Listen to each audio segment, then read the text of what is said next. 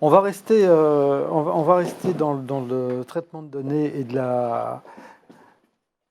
et du dernier kilomètre avec le témoignage de Renan que j'accueille sur ce plateau, Renan Mars, donc, qui est le directeur général d'Eurodécision et qui a choisi de parler du traitement des données, de la modélisation, de la simulation pour concevoir, développer et opérer et optimiser bien sûr le réseau du dernier kilomètre en fonction des attentes du client. C'est un petit peu ce qu'on vient d'entendre en fait. Oui, bonjour Jean-Philippe. Oui, en effet. Donc, j'ai préparé une présentation. Donc, un mot tout d'abord sur Eurodécision. Donc, nous, notre savoir-faire, c'est l'aide à la décision dans des environnements complexes. Et donc, on est une équipe de plus de 55 consultants et mathématiciens. On a 30 ans d'existence et en fait, on opère dans différents domaines, dont la supply chain, qui va être l'objet de la présentation d'aujourd'hui.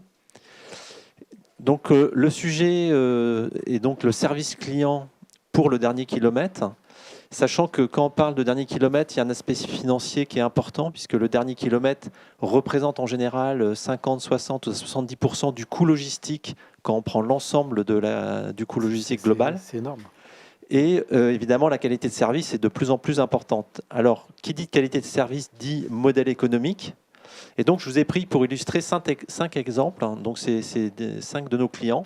Donc, quand on prend Murphy, par exemple, qui fait de la réparation donc d'électroménager à domicile, qu'est-ce que veut le client? Qu'est-ce que veut la ménagère quand son lave-vaisselle est en panne? Elle veut une réparation rapide et un respect d'un créneau horaire, parce qu'elle ne veut pas attendre la journée entière chez elle.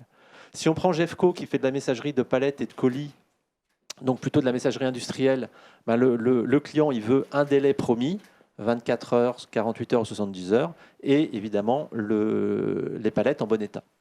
Si on prend colis privé dans le domaine du e-commerce, donc le client il souhaite que le délai promis soit respecté, donc ça c'est un élément très important, et de plus en plus il souhaite du 24 heures, du J+1.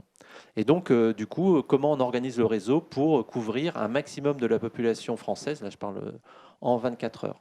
Si on prend l'exemple de boîte à pizza, donc là c'est la livraison de pizza, ben, on veut qu'elle soit chaude, donc il faut rouler 5 minutes, 6 minutes, 7 minutes. Au-delà de 7 minutes, la pizza arrive froide, le client n'est pas content. Donc encore un exemple de qualité de service très différente. Et le 5e exemple, donc, qui est de l'assistance au dépannage de véhicules, ben, en fait, dans votre contrat d'assurance, vous avez en général, on vous garantit une dépanneuse en moins de 45 minutes, 7 jours sur 7 et 24 heures sur 24. Donc là, pour être capable de faire ça, il faut un réseau qui soit au préalable parfaitement dimensionné pour tenir cette performance.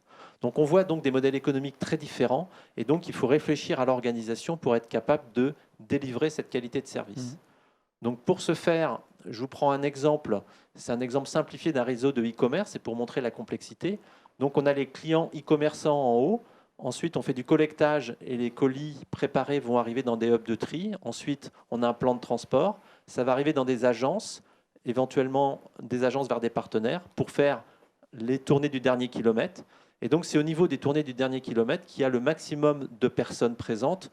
Dans un réseau, nous on a travaillé pour colis privé par exemple, on est à plusieurs milliers de personnes qui vont en fait faire les tournées de distribution. Là, donc là c'est bien, on vient livrer chez le client final dans sa boîte, on sonne à la porte et puis on livre le colis. Et donc dans un réseau comme ça, ben, on vient poser toute une série de questions. Ça va être combien de hubs, combien d'agences, quel plan de transport, si je veux couvrir en J+1 80% de la population française, ben, quel est mon réseau? Et autre exemple aussi, s'il y a un pic, s'il y a un pic d'activité, un très gros client qui arrive, est-ce que mon réseau résiste ou est-ce qu'il faut que je fasse des opérations, que j'augmente des tailles d'agence pour être capable d'absorber un nouveau client?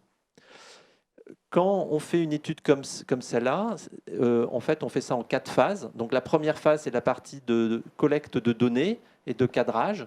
Et donc là, c'est une partie très, très importante. Les personnes tout à l'heure de Yves Rocher en parlaient.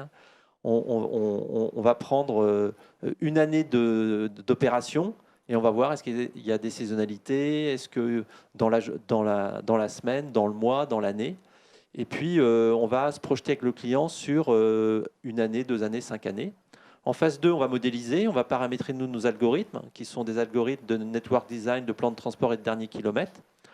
Ensuite, on va simuler les scénarios. Et parmi ces scénarios, il y en a un qui va être retenu par le client.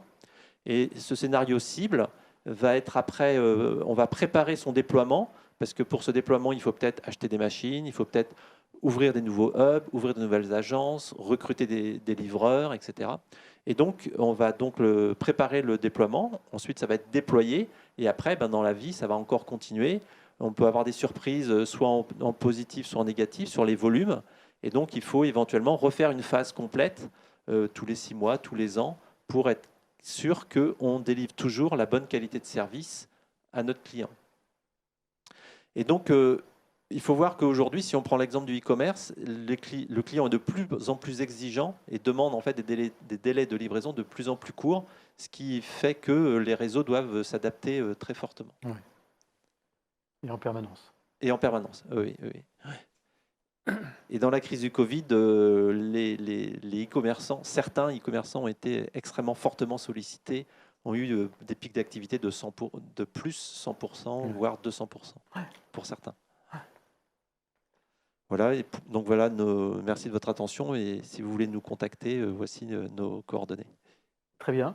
Écoutez, on en prend bonne note, hein, bien entendu. On laisse la slide quelques instants pour permettre aux gens qui seraient intéressés de vous contacter. Sinon, ils peuvent également le faire via le chat qui est à votre disposition sur la plateforme GoToWebinar. Et bien entendu, Renan Barre se fera un plaisir de vous recontacter dès qu'il le pourra. Merci beaucoup. Merci Renan.